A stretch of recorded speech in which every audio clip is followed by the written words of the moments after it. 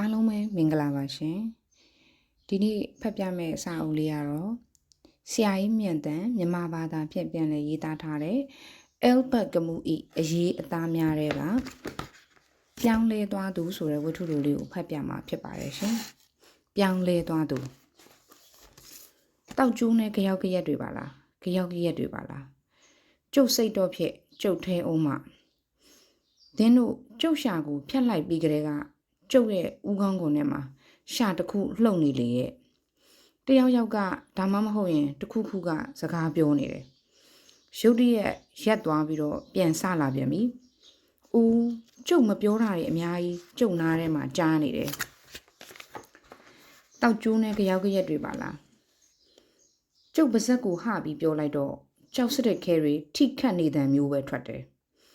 ဩဇာအာဏာရှိရမယ်နီလန်ရှိရမယ်ရဲလို့ရှာကပြောနေတယ်ပြီးတော့တခြားအကြောင်းတွေကိုလည်းတပြိုင်တည်းလို့ပြောနေတယ်ဟုတ်တယ်စနစ်တကျရှိတာကိုကျုပ်မျှော်နေခဲ့တာတခုကတော့သိကြတယ်ကျုပ်နေရာကိုလာမဲ့သာသနာပြုကိုကျုပ်မျှော်နေတာအခုကျုပ်ကတက္ကစာကတနာရီလောက်ဝေးတဲ့တော်လန့်မှာကျုပ်ရဲ့ရိုင်ဖယ်တနက်ဟောင်းပေါ်မှာထိုင်ရင်ကြောက်တုံးတွေနောက်မှာပုံးနေတာတဲကန္နာရဘက်စီမှာတော့မိုးလင်းစားပြူ၏အေးတော့အေးနေသေးတယ်မကြခင်တအားကြီးကိုပူလာတော့မှဒီအရက်ကလူတွေကိုယူသွားအောင်အတင်းလုပ်ပေးနေတာကျုပ်ဒီကိုရောက်နေတာဘယ်နှစ်နှစ်ရှိသွားမှန်းတော့မသိတော့ဘူးမဟုတ်သေးဘူးအတော်ကလေးကြာခဲ့ပြီသာသနာပြုကဒီမနက်မဟုတ်ရင်ဒီညက်နေရောက်ဖို့ပဲသူလာရင်လမ်းပြတယောက်ပါလာလိမ့်မယ်လို့တော့ကြုံကြားထားရတယ်ဒါပေမဲ့သူတို့နှစ်ယောက်အတွက်ကလပ်အုပ်ကတော့တကောင်ပဲဖြစ်လိမ့်မယ်ကျုပ်ကစောင့်နေတာကျုပ်စောင့်နေသေးတယ်အေးတဲ့ကြောင့်တော့ကျုပ်တုံနေတယ်အတုံးမကျတဲ့ကျွန်းတပေါက်နည်းနည်းကလေးများပို့ပြီးတီးခန့်ပြီးနေစမ်းပါဒါပေမဲ့ကျုပ်တီးခန့်လာတာကြာပြီမဆစ်စင်ထရဒီတာရဲ့တောင်ရိုးပေါ်မှာကျုပ်နေခဲ့တော့ကကျုပ်အဖေကရိုင်းရိုင်းဆိုင်ဆိုင်အမေကလည်းရိုင်းတာပဲရိုင်းသမားတစ်ဖက်သားနာကြီးချက်ဆိုတာမျိုးကိုထဲ့တွက်တဲ့လူမျိုးမဟုတ်ဘူးကစော်တော့ဝတ်သားဟင်းချက်စားချင်းချင်းတူတူအေးအေးဆက်ဆက်ကစော်တော့ဆောင်းတွင်းကာလကလည်းရှိလေကလည်းစိတ်နေအောင်အေးတယ်ဒိုင်းရင်ကောက်ပင်တွေကလည်းခြာခြာလဲနေတာပဲကျုပ်ကတော့အဲ့ဒီကနေထွက်ကိုသွားချင်နေတော့တာပဲချက်ချင်းအားလုံးကိုစွန့်ပြီးသွားချင်တယ်နေအောင်အောက်မှာရေတန့်မြေတန့်မှာဘဝတစ်တစ်ခုကိုစချင်တယ်ကျုပ်ကိုနေ့စဉ်စတင်ပြီးတဲ့ခင်ကြီးကသာသနာပြုလုပ်ဖို့တင် जा ပြီးတဲ့အကြောင်းပြောပြခဲ့တယ်ကျုပ်ကသူ့ကိုယုံတယ်သူက protesting ဘာသာထွန်းကားတဲ့ဒေသမှာအတော်ကြာအောင်နေခဲ့တာရွာထဲများဖျက်လျှောက်သွားတဲ့အခါကောင်းချီးမင်္ဂလာပေးသွားတတ်တယ်သူကကျုပ်ကိုအနာဂတ်အကြောင်းနေအကြောင်းပြောပြတယ်ကက်သလစ်ဝါဒဟာနေမင်းကြီးပဲတဲ့ကျုပ်ကောင်းလည်းလာတင်ဘာသာစကားရိုက်သွင်းပြီးဖတ်တတ်အောင်လုပ်ပေးတယ်ပြီးတော့သူပြောလေးရှိသေးတယ်ကောင်ကလေးကတော်သားဒါပေမဲ့ခေါင်းထဲမှာဘာမှမရှိဘူးကျုပ်ကောင်းကလည်းထူတယ်လဲပြူကြလို့များတော့တခါမှသွေးထွက်တန်ယူမဖြစ်ခဲ့ဘူးတောက်စားကြီးတဲ့ကျုပ်ဖေကကျုပ်ကိုငထူရဲလို့ခေါ်လေးရှိတယ်သာသနာပြုလုပ်ဖို့တင်နန်းချောင်းရောက်တော့ကျုပ်ကိုထူးထူးခြားခြားလက်ခံကြတယ်အော်စတာလစ်မှာထွက်တဲ့နေလို့သဘောထားကြတယ်သဘောထားဆို protesting ဒေသကစီးယုံလို့ရလာတဲ့သာသနာပြုအလောင်းနေရာကိုဒီတော့အတော့ကိုထူးခြားနေသပေါ့ကစော်တကူကြောင့်နေရောင်ဟာဖြော့ပြီးအားမရှိသလိုဖြစ်သွားတယ်အားလုံးတောက်ထားကြတော့အားလုံးမူးနေကြပြီဒေါထကုန်ကြပြီအဖေကိုအရင်စိတ်ရင်းရှင်းဖို့ဖြစ်လာတယ်ဒါပေမဲ့အဆုံးမှာတော့ပြဿနာမရှိတော့ပါဘူး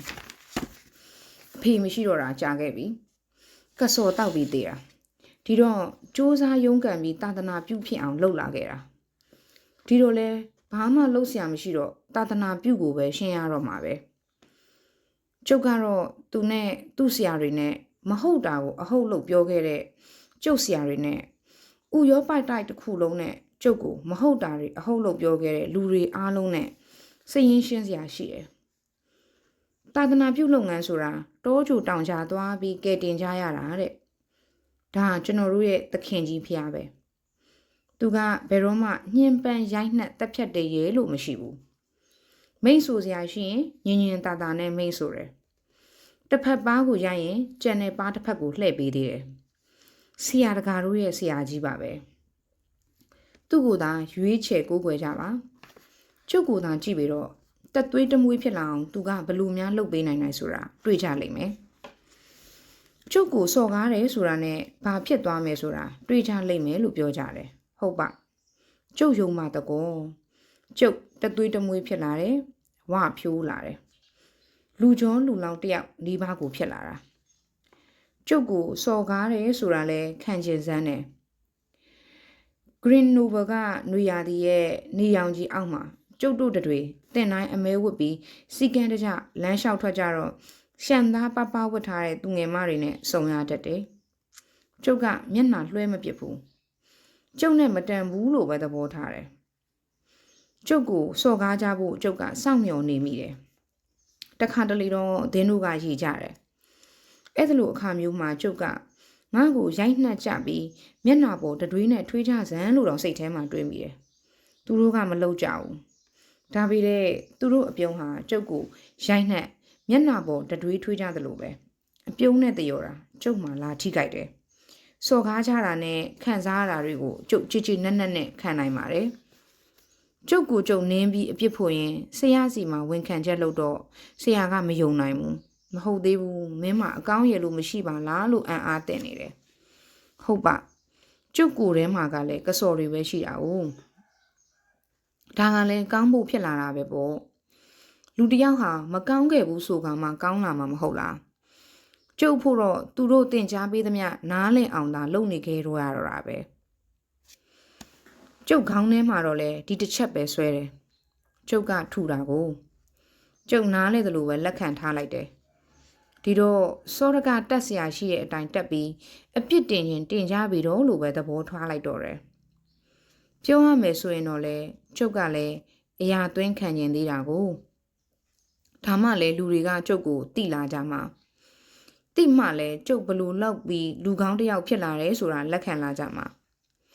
ဒီတော့မှကျုပ်ကနေတဆင့်ကျုပ်တို့ရဲ့သခင်ကြီးဖျားကိုကိုးကွယ်ကြတော့မှာနေကတော့ဖြစ်ပြင်းမှတဖြည်းဖြည်းနေတက်လာတော့သဲခန္ဓာရကပြောင်းလာတယ်အာယုံဥရဲ့အယောင်တွေပျောက်လာတယ်ကျုပ်ကြီးပြင်းခဲ့ရတဲ့တောင်တန်းတွေနှင်းထူထူအီအီနဲ့တောင်တန်းတွေကိုတတိယမိသေးတယ်ခုတော့အဲ့ဒါလိုမဟုတ်ဘူးခဲသားရောင်တန်းနေတဲ့အဝါရောင်မျိုးလင်းလင်းလက်လက်နဲ့ကြည့်လို့ကောင်းတဲ့အယောင်မပေါ်လာခင်အတော်အကြီးတန်းတဲ့အယောင်မျိုးမျက်စိတစုံကြည့်လိုက်လို့တောင်ရိုးပျောက်သွားတဲ့မိုးကုတ်ဆက်ဝိုင်းအထိဘာမှမတွေ့ရသေးဘူးဘာမှကိုမရှိဘူးကျုပ်နောက်ဘက်စီမှာတော့တဲတောင်ကုန်းတွေပေါ်တက်သွားတဲ့လမ်းရှိတယ်အဲ့ဒီနောက်ကွယ်မှာတော့တကားစာရှိနေတယ်နာမည်ကြားရကလေးကကျုပ်ခေါင်းထဲမှာသွားကျင်စိတ်ဖြစ်နေတာနှစ်ပေါင်းအတော်ကြာခဲ့ပြီဒီအရက်အကြောင်းကိုပထမဦးဆုံးကျုပ်ကိုပြောတာကတော့ကျုပ်တို့ကျန်းစာတင်ညာကိုဝင်လာတဲ့ဘုန်းကြီးအိုကြီးပဲသူကမျက်စိမမြင်တော့တဲ့လောက်ပဲဒါပေမဲ့ကျုပ်ကဘာဖြစ်လို့ပထမဦးဆုံးလို့ပြောလိုက်မိတယ်မသိဘူးတကယ်တော့အဲ့ဒီအရက်အကြောင်းပြောပြတာသူတယောက်တည်းပဲစားတွေပြည့်ရှံနေတဲ့မြို့ရည်လို့တော့မပြောဘူးလင်းတောက်နေတဲ့နေရောင်ကြီးအောက်ကအဖြူရောင်အုပ်ရိုးတွေကာထားတယ်ဆိုပဲ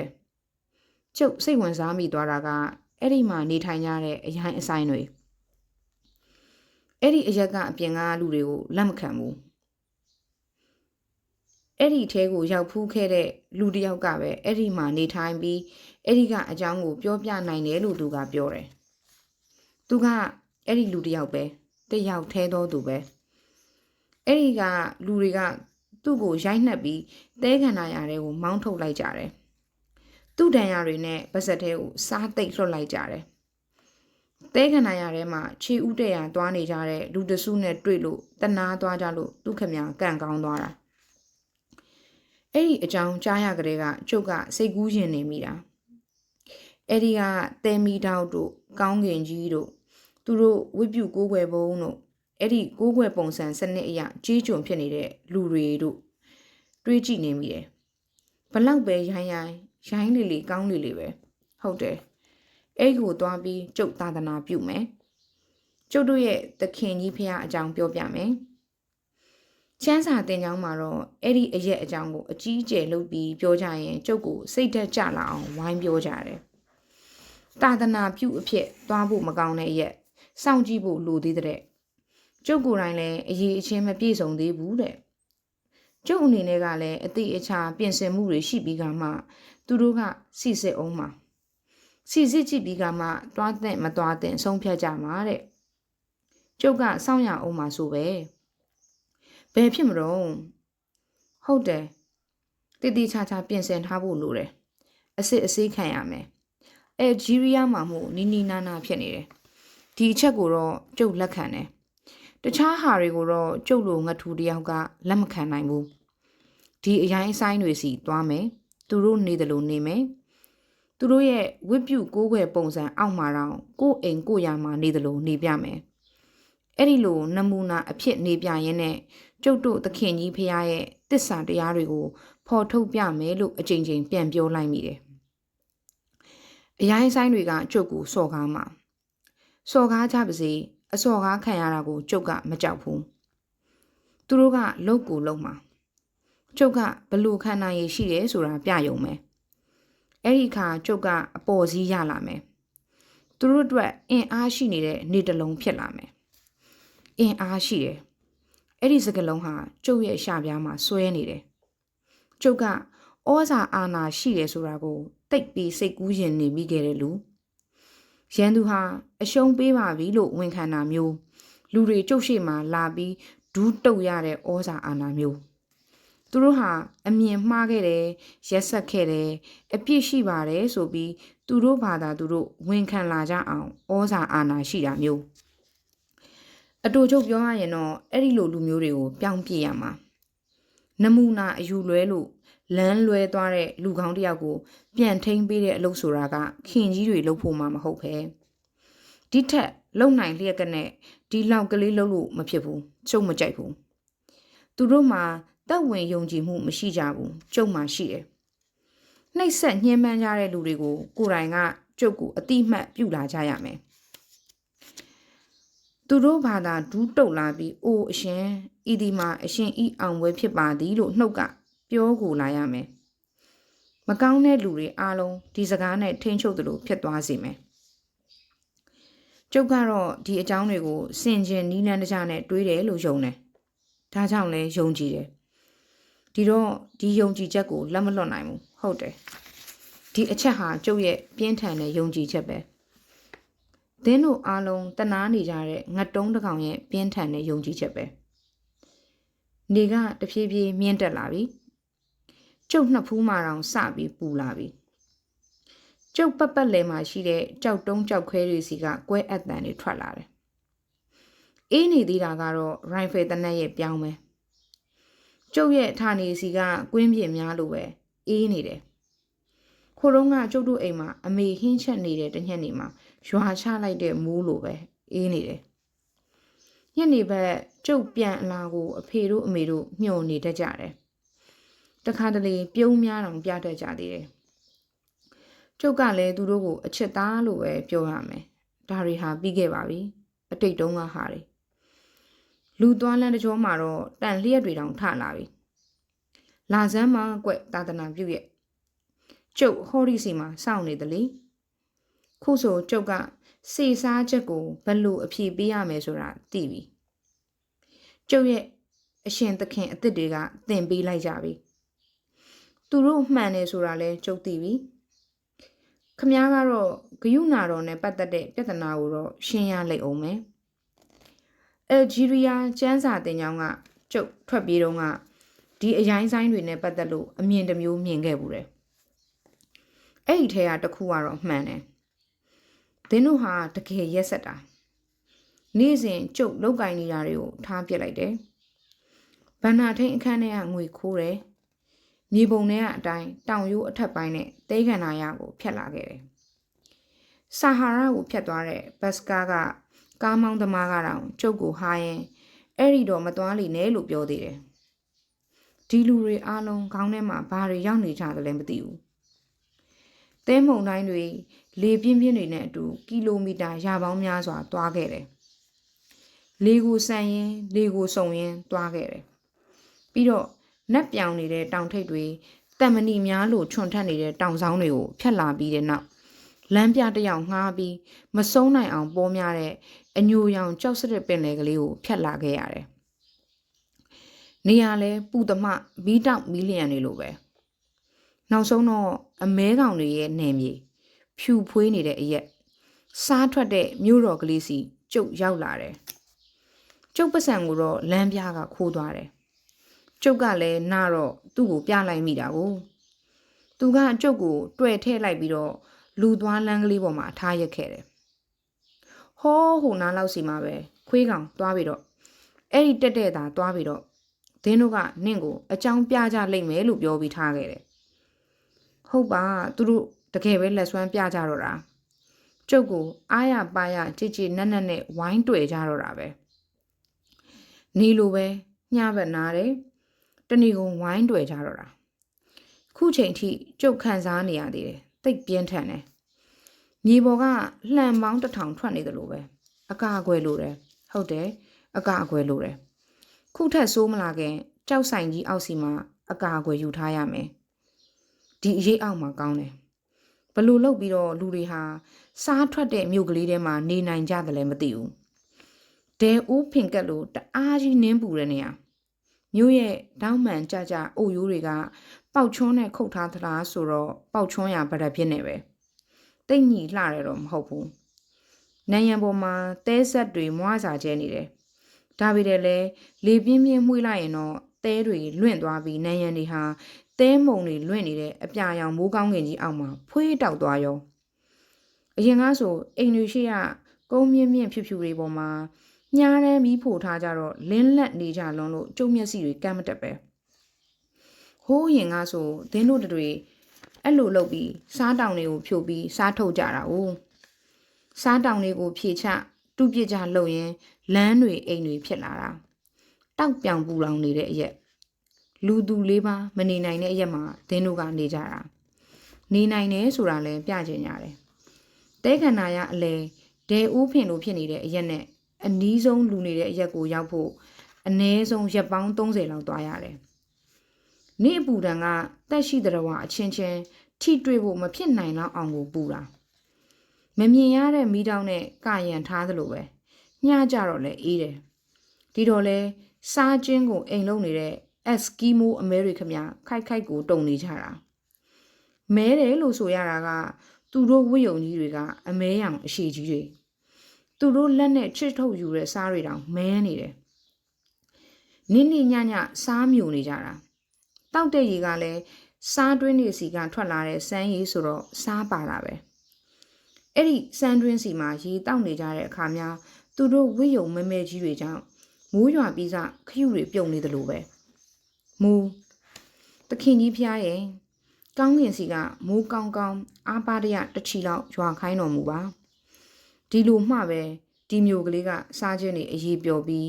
အရိုင်းအဆိုင်ကောင်တွေလည်းတဲခန္ဓာရဘက်စီကိုထွက်သွားကြရမှာမိုးကိုသာတချီလောက်ရွာစီတော်မူပါတခင်ကြီးဖျားလို့သာတိုင်တယ်လိုက်ရတယ်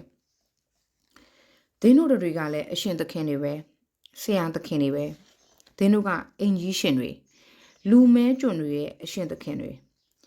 ဒီလူမဲကျွန်းတွေခင်ဗျာစားမိုင်းတွေထဲမှာတည်တဲ့အထိလုံနေကြရတယ်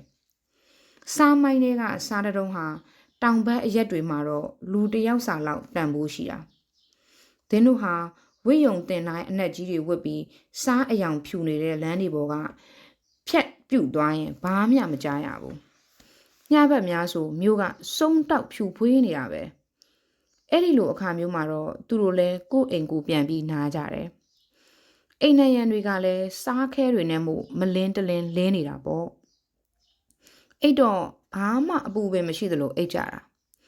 နိုးလာတာနဲ့အမိန်ပြီးတော့တာပဲနှိပ်ဆက်တော့တာပဲသူတို့ကတော့ပြောတယ်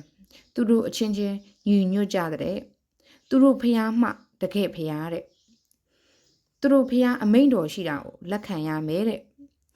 သူတို့ဟာကျုပ်ရဲ့အရှင်သခင်တွေပဲတနာစိတ်ဆိုတာကိုနားမလဲကြဘူးဆရာသမားတွေအားလုံးလိုပဲသူတို့ဘာသာနေခြင်းကြတယ်သူတို့ဘာသာတိုးတက်လို့ကြတယ်သူတို့ဘာသာအုပ်ချုပ်လို့ကြတယ်ဟုတ်တာပဲသူတို့ဘာသာစားနဲ့သဲပဲရှိပြီးရာသီဥတုဆိုးလာတဲ့မြို့တီပြီးနေကြတဲ့လူတွေကို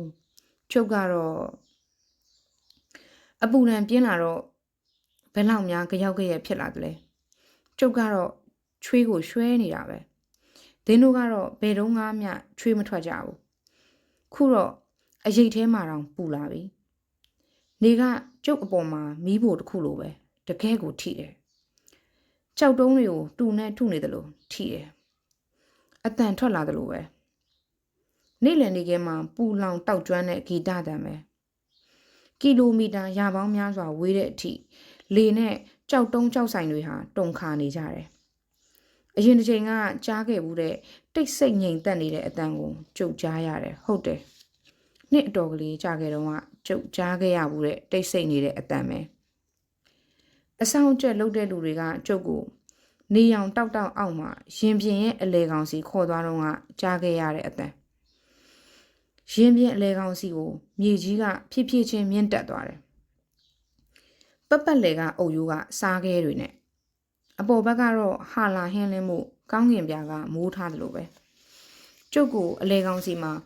ဒူးတုတ်ထိုင်ခိုင်းကြတယ်ကျုပ်မျက်စိကတော့စားနဲ့အပတ်ခံထားတယ်လို့ပဲနိုင်ရန်တွေကလင်းလက်နေတော့မီးစားနဲ့ထိုးထားတယ်လို့ပဲကျုပ်မှခွန်အားမရှိတော့လို့ပင်ပန်းလာတယ်ကျုပ်ကိုလမ်းပြလုပ်တဲ့အကောင်ကရိုက်ထားလို့နားထဲမှာလဲသွေးတွေရွှဲနေတာပဲဒင်းတို့တွေကမဲမဲရွှေရွှေတွေပဲကျုပ်ကိုကြည့်နေကြပြီတဲ့ဘာမှမပြောကြဘူးနေခင်းဘက်ပိုင်းဆိုတော့နေရတအားပူနေတာသူတို့တွေကစိုက်ကြည့်နေကြပြီတဲ့ဘာမှမပြောကြဘူးအဲ့တုန်းကငြိမ်သက်နေတာဟာအခုလိုမျိုးပဲအချိန်တွေကုန်သွားပြီတဲ့သူတို့ကကျုပ်ကိုစိုက်လို့သာကြည့်နေကြတယ်သူတို့ကစိုက်ပြီးကြည့်နေကြတော့ကျုပ်ကပြန်ပြီးတော့မကြည့်ရတော့ဘူးအသက်ရှူတာပိုပြီးပြင်းလာတယ်ပိုပြီးကျန်းလာတယ်တခါတလေမျက်ရည်တွေတောင်ကျလာတယ်အဲ့လိုနေရင်ရုတ်တရက်သင်းတို့တတိုက်လုံးကျုပ်ကိုကြောပေးလိုက်ကြပြီးတခြားတစ်ဖက်စီကိုအားလုံးရှောက်ထွက်သွားကြတော့တယ်ကျုပ်ကတော့ဒူးတုံနေရလို့သူတို့ရဲ့အနီရောင်နဲ့အမဲရောင်ဆက်ထားတဲ့နှစ်ရောင်ဆက်ညှက်ဖက်တွေကိုပဲမြင်ရတယ်သူတို့တင်တိုင်းအမဲကြီးတွေကြွသွားပြီးသူတို့ခြေထောက်လှမ်းလိုက်တိုင်းစားပွင့်တွေနဲ့လင်းလက်သွားတယ်ရင်ပြင်စီမှာလူကုန်သွားတော့ကျုပ်ကိုသူတို့ဝစ်ပြုတ်ကိုးွယ်ရအဆောက်အုံတွေကိုဆွဲသွင်းထားလိုက်ကြတယ်အခုထိုင်နေတယ်လို့ပဲအဲ့ဒီတုန်းကလည်းကြောက်တုံးတွေရဲ့အောက်မှာအပေါ်စီကကြောက်သားပြင်ကိုဖောက်ပြီးဝင်လာတဲ့အပူဒဏ်ကိုခံရင်ငုတ်တုတ်ကလေးပဲထိုင်နေမိတယ်သူတို့ဝစ်ပြုတ်ကိုးွယ်မှုပြုတဲ့အဆောက်အုံတွေကမှောင်မှောင်မဲမဲအထဲမှာကျုပ်ရက်ပေါင်းအတော်ကလေးကြာသွားတယ်အဆောက်အုံကတခြားဟာတွေထပ်တော့နည်းနည်းမြင့်တယ်ပတ်ပတ်လေကစားတုံးကြီးတွေကိုနံရံလှုပ်ထားပြီးဘာပတင်းပေါင်းမှမရှိဘူး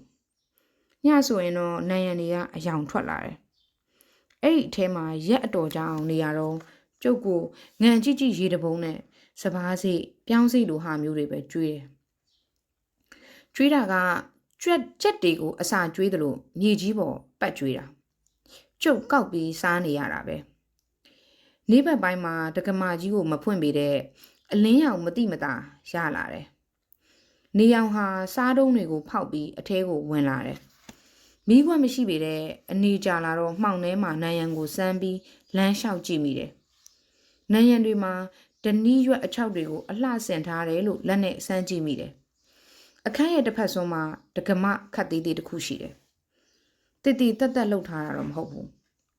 တကားကမင်းတို့ကိုကျုပ်လက်နဲ့စမ်းကြည့်မိတယ်အဲ့ဒီအထဲမှာဘလောက်ကြာသွားမှန်းမသိဘူးကျုပ်လဲရက်တွေနာရီတွေမရေတွက်နိုင်တော့ဘူးကျုပ်အတွက်အစာပတ်ကြွေးတာကတော့10ချိန်ရှိသွားပြီအညီအကျေးဆုံးဖို့ကျင်းကလေးတစ်ခုတူရတယ်ဒီတော့ကျုပ်ကိုထည့်ထားတဲ့နေရာဟာထရိတ်ဆန်လှောင်အိမ်လိုနန်စော်နေသဘောအဲ့ဒီလိုနဲ့အတော်ကြီးကြာသွားတယ်တနေ့တော့တကားပွင့်လာတယ်ဒင်းတို့တွေဝင်လာကြတယ်သူတို့အထက်ကတယောက်ကကျုပ်ဆောင်ကြောင်းထိုင်နေတဲ့အခန်းနောက်စီကိုရှောက်လာတယ်ကျုပ်ပါးပြင်ပေါ်မှာပူလောင်နေတဲ့စားရဲ့အပူဒဏ်ကိုခံလာရတယ်ဖုံနှံ့သင်းနေတဲ့ဒနီးနဲ့ထနောင်းနှံ့တွေရလာတယ်အဲ့ဒီကောင်ကျုပ်စီရှောက်လာတာကိုကျုပ်ကြည့်နေမိတယ်ကျုပ်နဲ့လက်တလန်းစာလောက်ရောက်တော့သူရက်သွားတယ်ဘာမှမပြောဘဲကျုပ်ကိုရက်ကြည့်နေတယ်ခြေဟန်လက်ဟန်နဲ့ပြလို့ကျုပ်မတ်တက်ထားရက်လိုက်မိတယ်ဘာခံစားချက်မှမရှိတဲ့သူ့ရဲ့အညိုရောင်မျက်နှာပေါ်ကအယောင်တောက်နေတဲ့ သူ့မျက်လုံးတွေနဲ့ကျုပ်ကိုစိုက်ကြည့်နေတယ်ဘာမှခံစားချက်မရှိသလိုကြည့်နေရင်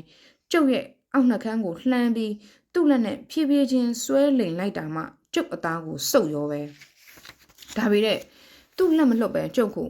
အခန်းအလယ်စီဆွဲခေါ်သွားတယ်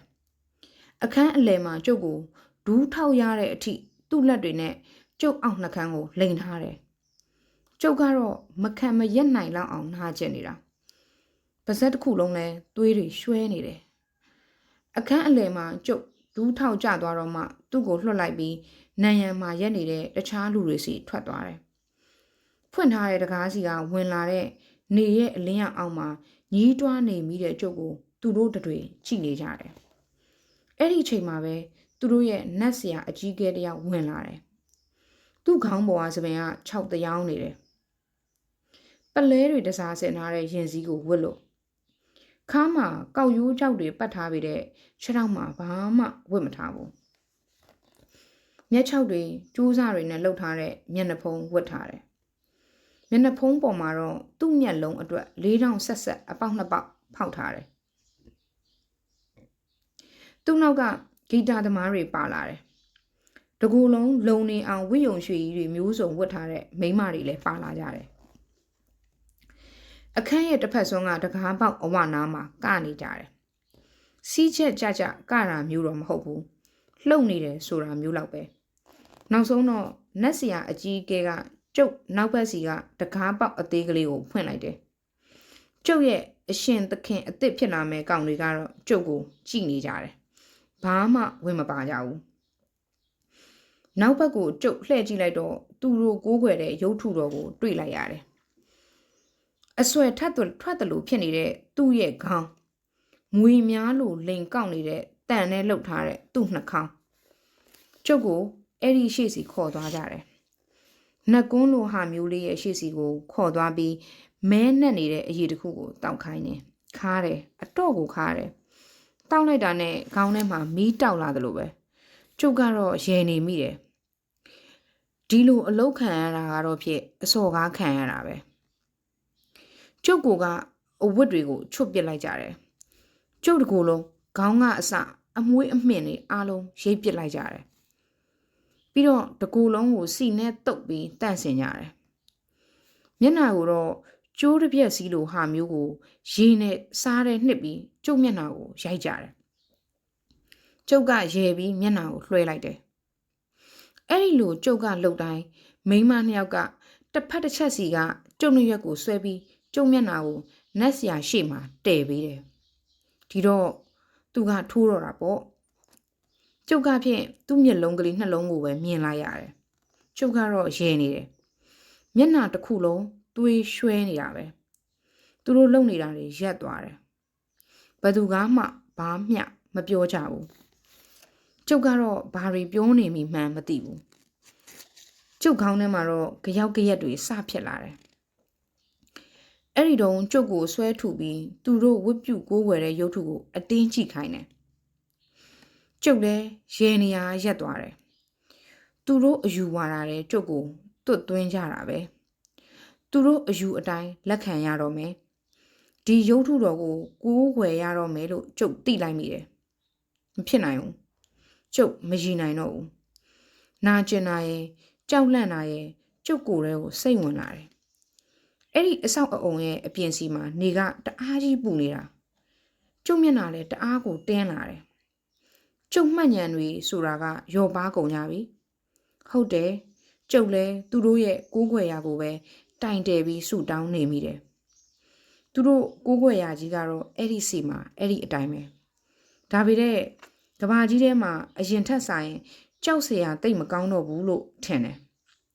အဲ့ဒီချိန်မှာပဲကျုပ်ခြေချင်းဝတ်ကိုကျိုးနဲ့တုပ်လိုက်ကြတော့ခြေတလှမ်းစာလောက်ပဲလှုပ်လို့ရတော့တယ်သူတို့တွေကတော့ကကြခုန်ကြပြန်တယ်ဒီတခါတော့ရုပ်ထုတော်ရှိမှာကျုပ်ရဲ့အသက်သခင်များကတော့တယောက်ပြီးတယောက်ထွက်သွားကြတယ်တကားကိုချက်ချင်းပြန်ပိတ်လိုက်တယ်ဂီတတန်ပြန်ကြားလာရတယ်နတ်ဆရာကတစ်ခေါက်တွေကိုမီးပုံရှို့လိုက်ပြီးမီးပုံပတ်ပတ်လဲလှဲ့ပြီးကတော့မဲလို့စိတ်ပါလက်ပါနဲ့ရှောက်နေတယ်သူ့အရေးရှေ့လျားက ကျမ်းပေါ်ကနေတဆင့်နံရံဖြူဖြူတွေပေါ်ကျလာပြီးအခန်းတစ်ခုလုံးဟာကောက်ခုံနေတဲ့အရေးတွေနဲ့ပြည့်သွားတယ်သူပြတဲ့အခန်းထောင်တနေရာစီကျုပ်ကိုမိမတတိုက်ကတရွတ်တိုက်ဆွဲသွားကြတယ်သူတို့ရဲ့လက်တွေဟာခြောက်သွေ့ပေတဲ့နူးညံ့နေတာကိုကျုပ်ခံစားရလိုက်မိတယ်အဲ့ဒီမှာကျုပ်ကိုရေတစ်စလုံးနဲ့ဆန်စိပြောင်းစိလက်တဆုပ်စာလောက်ပေးပြီးသူတို့ကိုးကွယ်တဲ့ဟာကြီးကိုညွှန်ပြကြတယ်ဒီတော့ကျုပ်အနေနဲ့ဒီဟာကြီးကိုဖြင့်မျက်ခြေမပြတ်ကြည့်နေမှာပဲလို့နားလည်လိုက်မိတော့တယ်နတ်ဆရာကမိန်းမတွေတယောက်ပြီးတယောက်မီးပုံနားစီခေါ်လိုက်တယ်ညီးတယ်လို့မျိုးအတန်ထွက်လာတဲ့လူတွေကိုနတ်ဆရာကရိုက်တယ်အရိုက်ခံရပြီးတော့မိန်းမတွေကရုပ်ထုတော်ရှေ့ကိုသွားပြီးဝတ်ပြုကြရရှာတယ်ရုပ်ထုကခုတော့ကျုပ်ရဲ့ကိုးကွယ်ရပဲ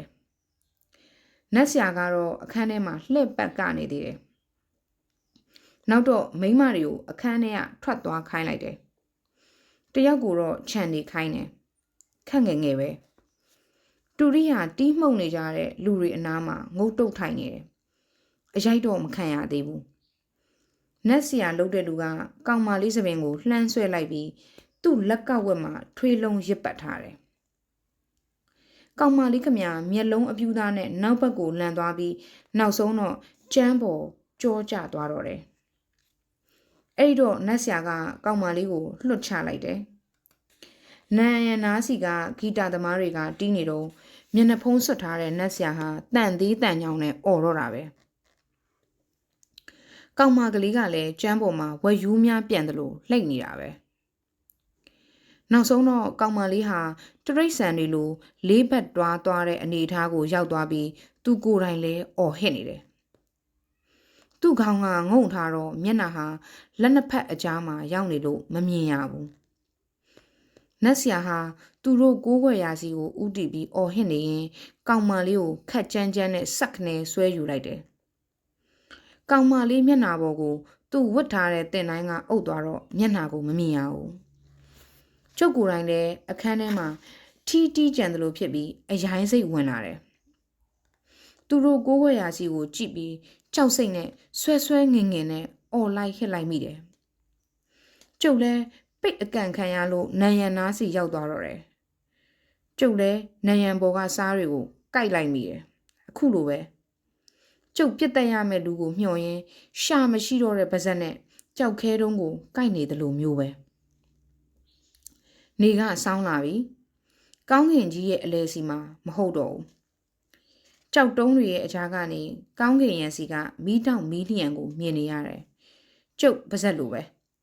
အယောင်မရှိတဲ့ဂန္ဓာရအပေါ်ကိုမီးတောင်မီးလျံမြေအစင်းစင်းအန်ထုတ်နေတယ်ကျုပ်ရှေ့စီကလူသွားလမ်းပေါ်မှာတော့ဘာမှမရှိဘူးမျက်စိတစုံမိုးကုတ်ဆက်ဝိုင်းအထိဖုံမုံနေလဲကာစီးမနေဘူးကျုပ်ရဲ့နောက်ဘက်မှာတော့ဒင်းတို့တွေကျုပ်ကိုရှာနေကြလိမ့်မယ်မဟုတ်သေးဘူးသူတို့ရှာကြအောင်မှမဟုတ်သေးဘူးကျုပ်ကသူတို့ဝတ်ပြုကိုးကွယ်တဲ့နေရာကိုတနေကုန်တန်ရှင်းရေးလုပ်ရတယ်ပူဇော်ပတတာတွေကိုနေရာချရတယ်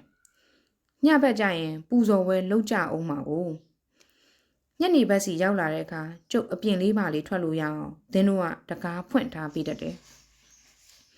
ပူဇော်ပွဲလုပ်တဲ့အခါတခါတလေကျုပ်လည်းအရိုက်အနှက်ခံရသေးတယ်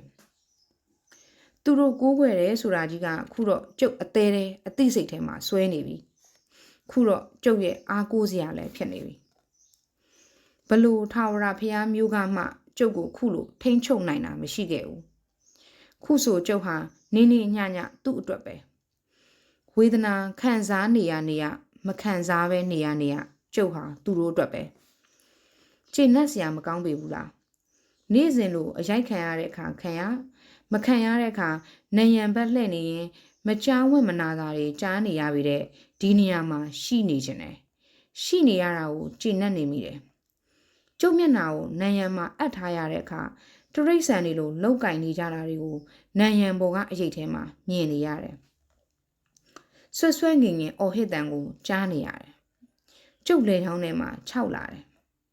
ရာကားမပါတဲ့ဆန္ဒတွေကကျုပ်ရဲ့လေမျိုးနဲ့ဘိုက်ကိုညှစ်ထားသလိုပဲအဲ့ဒါလိုတနေ့ပြီးတနေ့ကြုံလာရတော့ကျုပ်အနေနဲ့သူတို့ကိုဘဲသူဘဲဝါပဲရဲ့လို့မပြောနိုင်တော့ဘူး အပူဒဏ်ကြောင့်အရေးပျော်ပြီးပျောက်သွားကြတယ်လို့ပဲနာကျင်လို့ဖြစ်ဖြစ်တက်မှတ်မှုကြောင့်ဖြစ်ဖြစ်အော်ဟစ်တဲ့အတန်တွေဟာပုံမှန်ပေါ်နေတယ်သူတို့ရဲ့ကိုးကွယ်ထားပုံရဲ့အောက်မှာတော့နေတာဟာရှည်လွန်းလှတယ်အခုဒီကြောက်တုံးကြောက်ခွဲတွေအောက်မှာနေရဲ့အပူဒဏ်ခံနေရတယ်လို့အချိန်ဟာကုန်ခဲလှတယ်အခုဒီမှာကျုပ်ဟိုတုန်းကငိုမိတယ်လို့ဒီမှာလည်းငိုနေမိတယ်မပျော်ရွှင်လို့ညှော်နဲ့တန်းတားနေမိလို့ငိုနေခဲ့မိတာတွေပဲကောက်ချစ်တဲ့အတွေးဟာကျုပ်ကိုလွှမ်းမိုးထားတယ်ကျုပ်ကတော့စီးဖောက်လိုက်ချင်တယ်တနက်ပြောင်းနဲ့သူ့အတွင်းထဲဝိညာဉ်ကိုကျုပ်အသာရက်လိုက်မိတယ်ဟုတ်တယ်တနက်ထဲမှာဝိညာဉ်တွေရှိတော့တယ်ကျုပ်ရဲ့ရှာကိုဖျက်လိုက်တဲ့နေ့ကလေးကအဆုံးမရှိတဲ့မုန်းတီးမှုဆိုတာကိုကျုပ်တန်ဖိုးထတက်လာခဲ့တာပဲဘလောက်များကြောက်ကြက်နိုင်လိုက်တယ်လဲလို့ဘလောက်များဒေါသထွက်ဖို့ကောင်းတယ်လဲပူကားကလည်းပူဒေါသကလည်းမတော်မတရားထွက်လာတော့ခြေကုံလက်ပန်းချပြီးကျုပ်ရဲ့တနက်ပေါ်မှာပဲလှဲနေလိုက်ပြီးတော့တယ်တအားကိုအသက်လူရှူနေရတယ်မဟုတ်လားမဆုံးနိုင်တဲ့ဒီအပူဒဏ်အခုလိုစောင့်နေရတာတွေကိုကျုပ်ကတော့တဲကြီးမခံနိုင်တော့ဘူးကျုပ်သူ့ကိုဖြစ်တက်ရလိမ့်မယ်ငှက်တကောင်မှမရှိဘူးမျက်တပင်မှမရှိဘူးကြောက်တုံးတွေပဲ6တွေ့လှတဲ့တက်မှတ်မှုတစ်ခုသူတို့ရဲ့အော်ဟစ်နေတဲ့တွေကျုပ်ကိုယ်ထဲမှာစကားပြောနေတဲ့ဒီရှာကျုပ်ကိုသင်းတို့လှုပ်ချင်တယ်လို့လှုပ်ဖြတ်တောက်ပစ်လိုက်ပြီးကလေးကကျုပ်မှာထီတီကြံနာကျင်မှုကပဲစိုးမိုးနေတယ်စားတုံးနိုင်ရန်နေနဲ့ဝင်းရံနေတဲ့အခန်းထဲသူတို့ဝစ်ပြုတ်ကိုးကွယ်တာကြီးနဲ့ကျုပ်ကိုလှောင်ထားတဲ့ညှပ်ပတ်တွေမှာတော့ကျုပ်အနေနဲ့တွေးချင်ရတွေးနေဖို့ကောင်းတယ်မတွေးနိုင်ဘူးနာကြီးမှုကပဲစိုးမိုးနေတယ်ညဘက်မှာအေးအေးလူလူမှုကျုပ်အနေနဲ့နေသာထိုင်သာရှိဖို့ကောင်းတယ်ရုပ်မှာကောက်ကျတဲ့နတ်ဖျားတွေစီကကျုပ်ကိုဖဲ့ကျင်ပေးဖို့ကောင်းတာပေါ့ဒါပေမဲ့အမြဲလိုပိတ်ဆို့လှောင်ခံထားရတော့လေဒီကိစ္စကိုစဉ်းအောင်မစဉ်းစားနိုင်တော့ဘူးနောက်ရောက်လာမဲ့တာသနာပြုကကြာနေအောင်မယ်ဆိုရင်ဖြင့်သဲခန္ဓာရာတဲကနေအေးမြတဲ့ရွှေရောင်စပြည့်နွယ်ကြီးပေါက်လာပြီးမိုးကောင်းကင်အနှံ့ပြန့်လို့ကျုပ်အပေါ်တက်တဲ့မှာတွဲလောင်ကျလာတာကိုတွေ့ရလိမ့်မယ်ထင်တယ်အဲ့ဒီစီကကျုပ်အားရပါးရတောင်းရင်ဘလို့နေမှနေလို့မဖြစ်နိုင်တဲ့ဒီမှာတော့အားအင်တွေပြန်ဖြစ်လာစေလိမ့်မယ်နောက်ဆုံးယူသွတ်ကြလို့ကျုပ်ရှာကိုဖျက်ပစ်လိုက်ကြတဲ့အဲ့ဒီတနေ့ကိုတောင်မေ့သွားအောင်မယ်အဲ့ဒီတော့ကအတော့ကိုပူတာတကယ်ကိုပူတယ်နန်းရံတွေစီကစားတွေတောင်ပျော်လာတယ်မဟုတ်ရင်ပျော်ကြလာတယ်လို့ကျုပ်မြင်လာမိတယ်လေကြောင့်ကျုပ်မျက်လုံးတွေမွဲလာတယ်နတ်ဆရာဟာမျက်နှာဖုံးမပါပဲအခန်းထဲကိုဝင်လာတယ်လုံနဲ့ဆိုယုံလောက်ပဲဝတ်ထားတဲ့မိန်းကလေးအစ်စ်တယောက်ပါလာတယ်မျက်နှာမှာကတော့သူတို့ဝတ်ပြုတ်ကိုးကွယ်တာကြီးရဲ့မျက်နှာဖုံးမျိုးပါရဲထိုးတယ်လို့မျိုးထိုးထားတယ်ဒီတော့လဲသဘောကျစရာကောင်းပေတဲ့အယုတ်ဆိုးတာကပေါ်လွင်နေတယ်သူ့မှာအသက်ဝင်နေတာကတော့သူ့ကိုယ်ခန္ဓာပြပြနဲ့ပါပါကလေးပဲနတ်ဆရာကသူတို့ကိုးကွယ်တဲ့နတ်စင်ရဲ့တကားဖွင့်လိုက်တော့အဲ့ဒီရှေ့ကကျမ်းပေါ်မှာသူကပက်လက်လှန်လှဲချလိုက်တယ်နတ်ဆရာကတော့ကျုပ်ကိုလှဲ့မကြည့်ပဲအခန်းထဲကထွက်သွားတယ်အပူတွေကြွလာတယ်ကျုပ်ကတော့မလှုပ်ရှားမိတော့ဘူးသူတို့ကိုးကွယ်တဲ့ရုပ်ထုကမလှုပ်မရှက်ဖြစ်နေတဲ့ကောင်မလေးရဲ့ကိုယ်ခန္ဓာကိုကြော်ပြီးကျုပ်ကိုကြည့်နေတယ်ကောင်မလေးရဲ့ကြွက်သားတွေဟာဖြည်းဖြည်းချင်းလှုပ်ရှားနေတယ်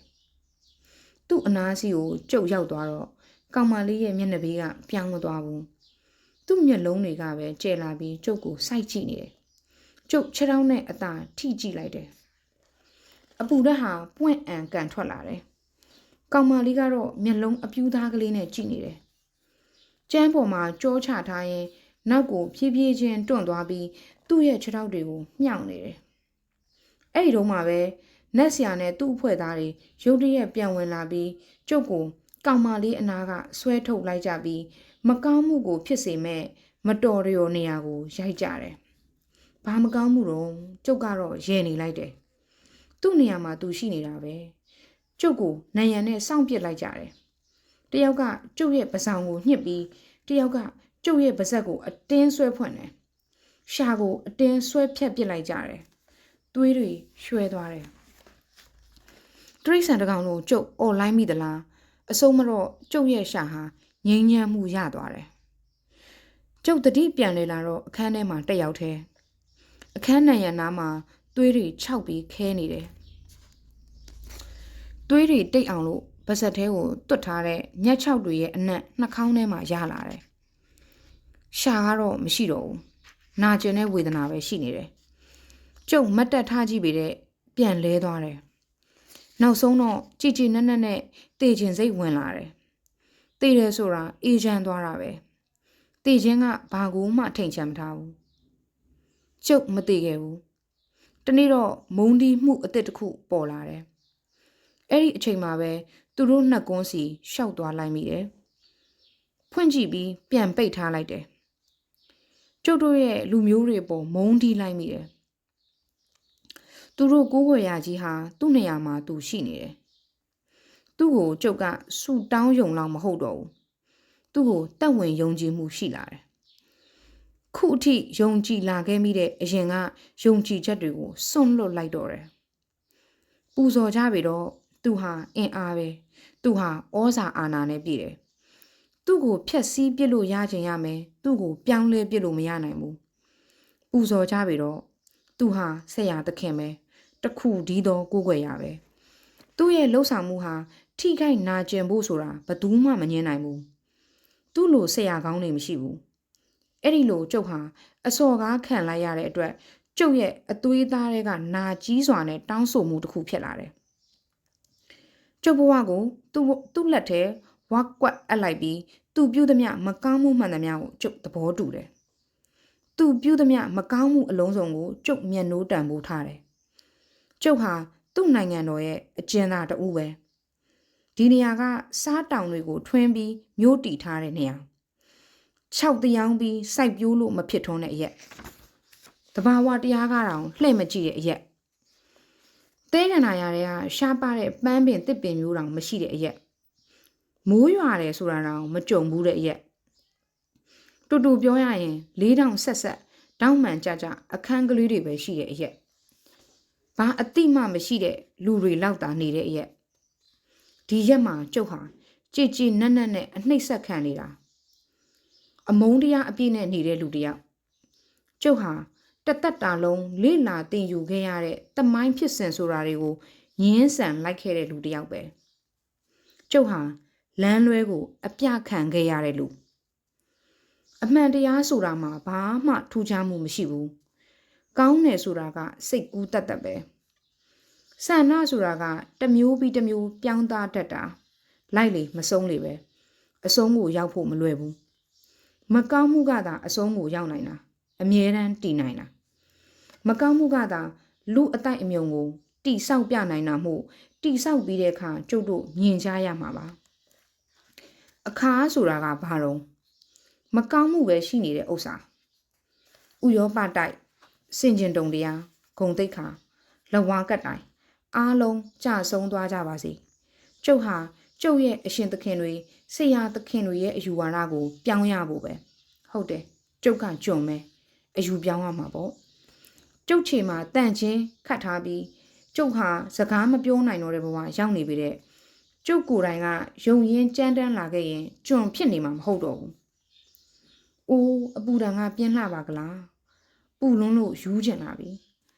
မခံရက်နိုင်တော့အောင်လင်းလက်နေတဲ့အလင်းရောင်အောက်မှာတဲကန်နာရတစ်ခုလုံးဟာအော်ဟစ်နေရှာတယ်ကျုပ်လက်မခံနိုင်တော့တဲ့ဂယုနာရှင်ကြီးအခုတော့သူ့အကြောင်းကိုသိခဲ့ရပြီမို့သူ့ကိုကျုပ်ဆွန့်ခဲ့ပြီသူကထင်ရတွေးပြီးမဟုတ်တာပြောချင်တယ်သူ့ရှာကိုဖျက်ပစ်လိုက်ကြတော့သူ့စကားတွေဟာလောကကြီးကိုမဖျားယောင်းနိုင်တော့ဘူးသူ့တကူလုံးကိုလည်းတန်မူတွေနဲ့နှက်ထားကြတာခေါင်းမာတောင်ပဲသူ့ခေါင်းကတော့တနာစရာပဲအခုကျုပ်ရဲ့ခေါင်းလိုပေါ့ဘလောက်များကြောက်ကရက်နိုင်လိုက်တယ်လဲလို့ကျုပ်လည်းအတော့ကိုအင်အားဆုပ်ယုပ်လာပြီကဘာကြီးကတော့မတုံ့လှုပ်ဘူးဒင်းတို့တက်ပစ်လိုက်တယ်ဆိုတာစိတ်ရင်းကောင်းရှိတဲ့လူတစ်ယောက်ကိုမဟုတ်ဘူးဆိုတာကျုပ်ဘက်ကသိကြတယ်ကျုပ်အနေနဲ့တော့ယုံကိုမယုံဘူးစိတ်ရင်းကောင်းရှိတဲ့လူဆိုတာရှိမှမရှိပဲ မကောင်းဆိုးဝါးအရှင်သခင်တွေကသာသူတို့ပြောတဲ့အမှန်တရားဆိုတာကိုစိုးမိုးအောင်လုပ်နိုင်ကြတာမဟုတ်လားဟုတ်တယ်သူတို့ဝတ်ပြုကိုးကွယ်နေတဲ့နေတာကြီးမှာဩဇာအာဏာရှိတယ်ဒီကဘာကြီးရဲ့တခုတည်းသောဝတ်ပြုကိုးကွယ်ရေးပဲမုန်းတီးမှုဟာသူ့ရဲ့ပြည့်ညတ်ချက်ပဲတက်ရှိတွေအားလုံးရဲ့အရင်ခံပဲရေအေးဆက်လို့ပဲအေးဆက်နေတဲ့ရေဆိုတာကပါဇက်ကိုအေးတယ်ဘိုက်ထဲမှာတော့တောက်လောင်စေတယ်ကျုပ်ပြောင်းလဲလာတယ်ဆိုတာသူတို့သိလာကြတယ်သူတို့နဲ့တွေ့တယ်ဆိုတာနဲ့ယူသေးတမှုနဲ့သူတို့လက်ကိုကျုပ်နမ်းတယ်ကျုပ်ဟာသူတို့ရဲ့ဘတ်တော်သားပဲသူတို့ကိုမျက်နှိုးတာနဲ့ပတ်သက်လို့ဘာမှဇဝေဇဝါမဖြစ်တော့ဘူးသူတို့ကိုကျုပ်ရှုံးတယ်ကျုပ်ကိုဖျက်ဆီးပစ်ခဲ့တယ်လို့ကျုပ်ရဲ့လူတွေကိုလည်းဖျက်ဆီးပစ်လိုက်မယ်ဆိုတာကျုပ်မျှော်လင့်ထားမိတယ်ဒီကိုသာသနာပြုတယောက်လာမယ်လို့လဲကြားရောဘာလုပ်ရမယ်ဆိုတာကျုပ်သိလိုက်တယ်အဲ့ဒီနေ့ကတခြားနေ့တွေလိုပဲနေအလင်းရောင်ဟာလင်းလက်လွန်းလို့ကြည့်လို့တော့မမြင်ရအောင်ပဲနေခင်းပိုင်းမှာအဆောင်တယောက်ဟာအဆောင်အအုံကိုကာရန်ထားတဲ့အဆက်စီမှာအပြေးအလွှားနဲ့အလုံးရှုံနေတာတွေ့လိုက်ရတယ်မကြခင်ကလေးမှာပဲကျုပ်ကိုဝစ်ပြုတ်ကိုးကွယ်ရာအဆောက်အုံနဲ့ဆွဲသွင်းပြီးတကားပိတ်လိုက်ကြတယ်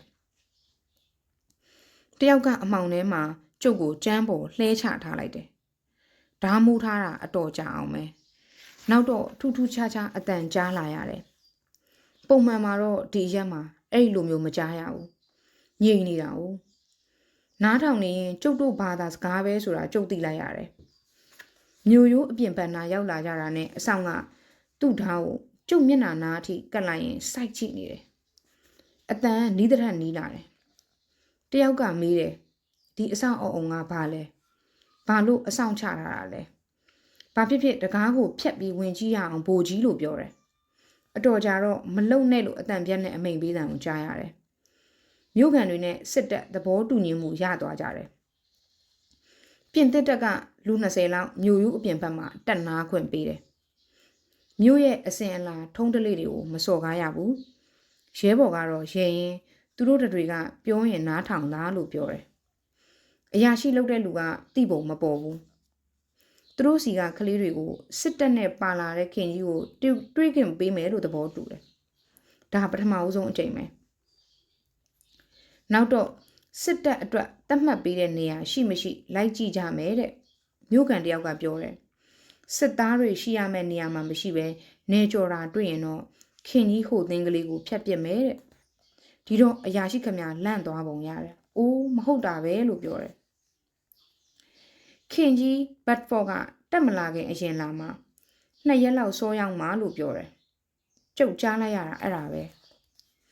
ဓားမိုးခံထားရတဲ့အောက်မှာမလုံမရှက်နေရင်ဝေဒနာကိုကြိတ်ခံရင်ကြားလိုက်ရတယ်ဒီကောင်တွေယူနေကြပြီယူကုန်ကြပြီသစိမ်းတရံတဆန်တွေကိုဘာဖြစ်လို့ဒီမျိုးနဲ့ပတ်သက်ပြီးစွတ်ဖတ်ခွင့်ပေးရတာလဲဘာဖြစ်လို့သူတို့ရဲ့ဩဇာအာဏာအပေါ်စွတ်ဖတ်ခွင့်ပေးရတာလဲဘာဖြစ်လို့တကယ်ဝိပုကိုးကွယ်စရာနဲ့ပတ်သက်လို့စွတ်ဖတ်ခွင့်ပေးရတာလဲဘာဖြစ်လို့ဒီကိုလာပြီးရှာအဖြတ်ခံရမယ့်လူတွေကကိုမတားမြစ်ကြတယ်လဲသူကအာတတ်တရောပြချင်နေတဲ့သူ့ရဲ့ကောင်းမြတ်ခြင်းဆိုတာတွေကိုပြပါစေလားဘာဖြစ်လို့ဒဏ်ခတ်နေမလဲဘာဖြစ်လို့အပြစ်ပေးရမလဲအစော်ကားမခံရပဲပြပါစေမကောင်းမှုစိုးမိုးနေတာကိုခဏဖယ်ထားဒီတော့တန်စရာရှိစရာဖြစ်လာတယ်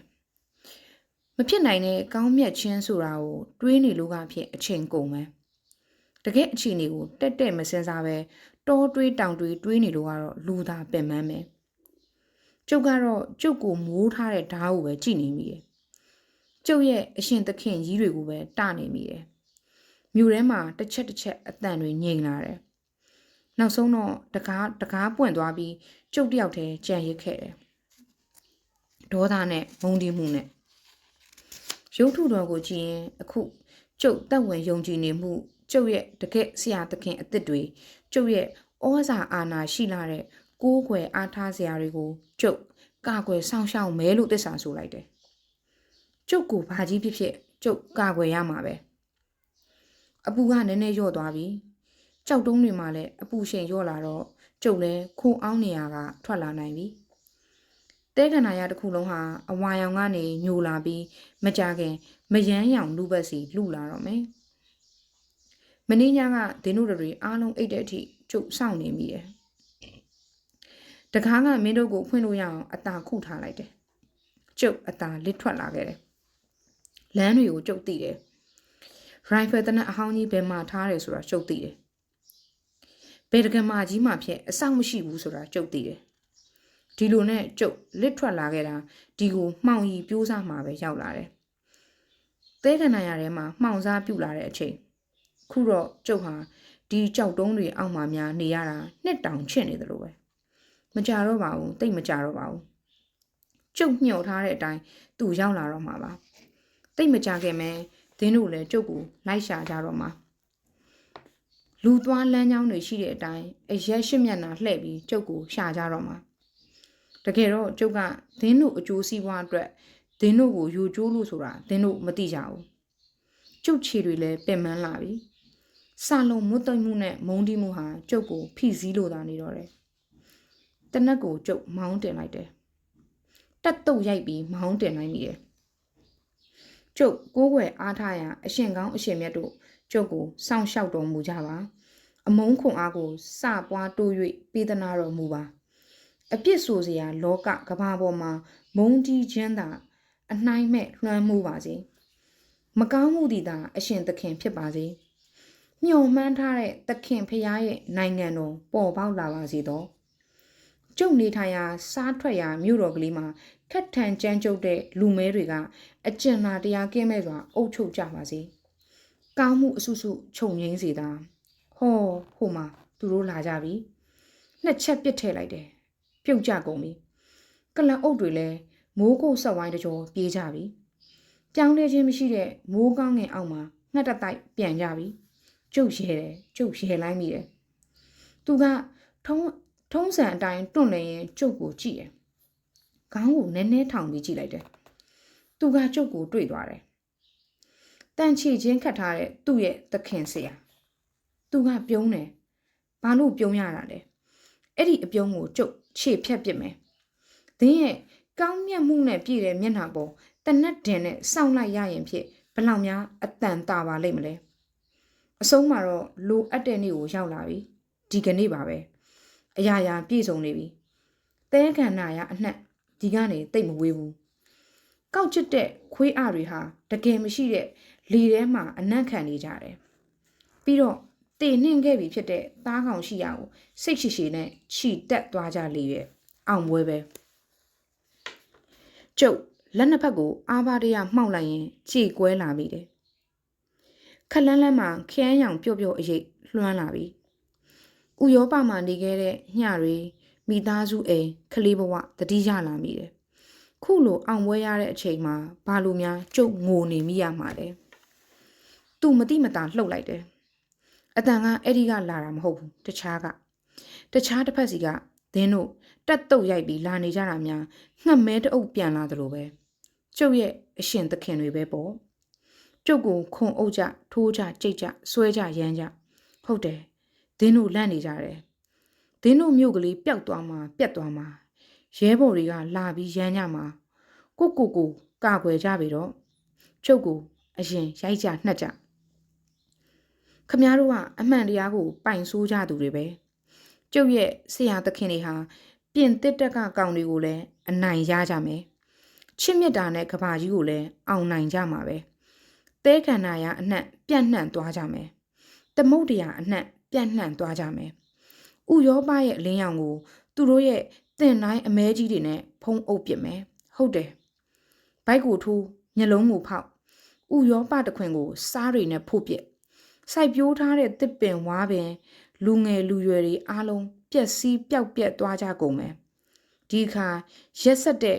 နေမင်းရဲ့အပူရောင်အောက်မှာတန်ချေခြင်းအခက်ခံနေရပေတဲ့တကက်ယိုကျိုးပြီးကိုးကွယ်ပြီးတက်ဝင်ယုံကြည်စိတ်အပြည့်ရှိနေတဲ့ကျုပ်တယောက်တည်းမဟုတ်တော့ဘူး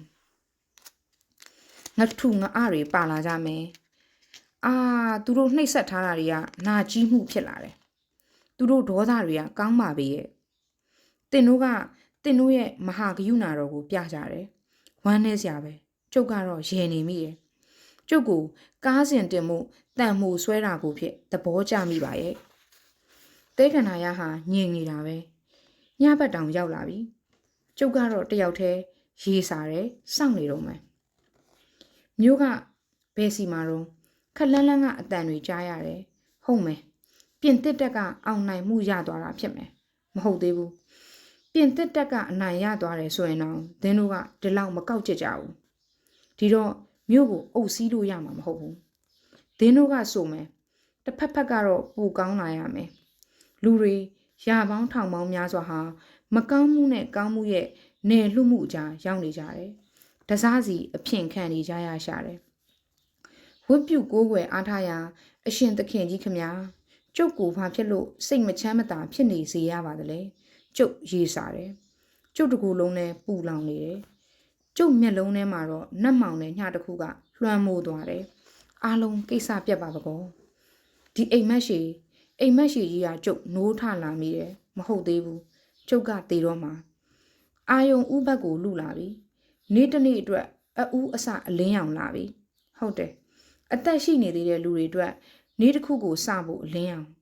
ကျုပ်အတွက်ကတော့တားမနိုင်စီးမနိုင်နဲ့နေအောင်ရှင်ကောင်တွေဘသူကပြောနေတော့ဘသူမှမဟုတ်ဘူးကောင်းကင်ကြီးကပွင့်လာတာမဟုတ်ဘူးထာဝရဘုရားသခင်ဟာ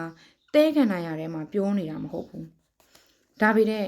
တကယ်လို့မင်းကမုန်းတီးမှုနဲ့ဩဇာအာဏာအတွက်အသေးခံမယ်ဆိုရင်တို့တွေကိုဘသူကခွင့်လွှတ်ကြမှာလဲဆိုတဲ့အတန်ကိုကြားနေမိတယ်ကျုပ်ကိုယ်ထဲမှာတခြားရှာတစ်ခုရှိနေသေးသလားမဟုတ်ရင်ကျုပ်ချင်ရင်စီကအသက်မသေးသေးပဲတတိရှိရမယ်လို့အော်ဟစ်နေတဲ့တကောင်ကောင်လားဟာမဟုတ်သေးပါဘူးကျုပ်တော့မှားပြန်ပြီကျုပ်ရဲ့မိခိုအားထားရာညီအကိုတော်တွေကျုပ်ရဲ့တခုတည်းသောအားထားရာကကျုပ်ကိုစိတ်မချမ်းမသာဖြစ်အောင်မလုပ်ကြပါနဲ့ကျုပ်ဒီမှာပါဒဏ်ရာဝေဒနာအဆုံဆုံနဲ့ကျုပ်ပါဇက်ကသွေးတရွှဲရွှဲနဲ့ကျုပ်နတ်ဆရာကြီးပြင်တစ်တက်ကကောင်တွေကခမားကိုအနိုင်ရသွားကြပြီမြို့စီမှာတော့စားတွေမီးလောင်နေကြပြီခမားဟာကျုပ်ချစ်ခင်လေးစားတဲ့ဆရာသခင်ပါဆရာကြီးခမားအမုန်းတရားအပြည့်နဲ့မျက်နှာမထားပါနဲ့တော့အခုစိတ်ကောင်းမွေးပါတော့ကျုပ်တို့မှားခဲ့ကြတယ်အစကပဲပြန်စားကြစို့ရဲ့ဂယုဏမြို့တော်တည်ကြမယ်ကျုပ်အရက်ကျုပ်ဌာနကိုပြန်ကျင်ပြီဟုတ်တယ်ကျုပ်ကိုကူပါလက်ကမ်းပေးစမ်းပါတောက်စကားတိတ်များတဲ့ကျွန်းတစ်ပေါက်ပါဇက်သေးကိုစားလက်တဆုပ်ထက်ဟုတ်ကဲ့ကျေးဇူးတင်ပါတယ်ရှင်